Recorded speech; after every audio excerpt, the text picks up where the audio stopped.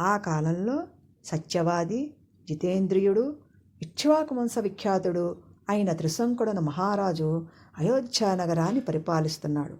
ఒకనాడు అతనికి సశరీరంగా స్వర్గం చేరుకోవాలని అభిలాష కలిగింది. మరుక్షణం కులగురువు వశిష్ఠుని కలిసి తన కోరిక తెలిపాడు. అప్పుడు వశిష్ఠుడు, రాజా, నీ కోరిక అధర్మయుతము, ప్రకృతి విరుద్ధము. వేదబాహ్యమైన నీ కోరికకు నేను సహకరించను అని నిష్కర్షగా పలికాడు. సశరీర స్వర్గాపేక్ష నశించని త్రిశంకుడు వశిష్ఠుని నూరుగురు పుత్రులను కలిసి వ్యక్రమానుసారం వారికి నమస్కరించి తన మనోవాంఛితాన్ని తెలిపాడు. విన్న వశిష్ఠపుత్రులు నూరుగురు కోపంతో కన్నులు ఎర్రబడగా, దుర్బుద్ధి, మా పితృపాదులు మీ కులగురువు నిరాకరించిన కార్యాన్ని మేమెలా సమర్థిస్తామని అనుకున్నావు? మూర్ఖచిత్రుడివై గురుధిక్కారానికి సాహసిస్తున్నావు. నీ ప్రయత్నం మానుకో అని పలికారు. అప్పుడు త్రిశంకుడు ఎంతో వినయంగా చేతులొగ్గి, గురుపుత్రులని మిమ్ము ఆశ్రయించాను. మీరు నిరాకరించినంత మాత్రాన నా కోరికను విరమించుకోవటం జరగని పని.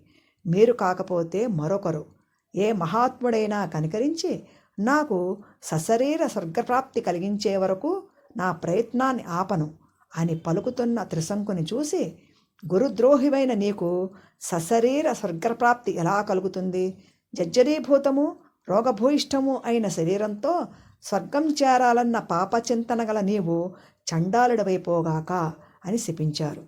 త్రిశంకునకు చండాలత్వం ప్రాప్తించింది. తెల్లని దేహకాంతి నల్లబడింది. కట్టుకున్న పట్టు పీతాంబరం కృష్ణవర్ణం దాల్చింది. ధరించిన బంగారు ఆభరణాలు అస్థిమాలలయ్యాయి.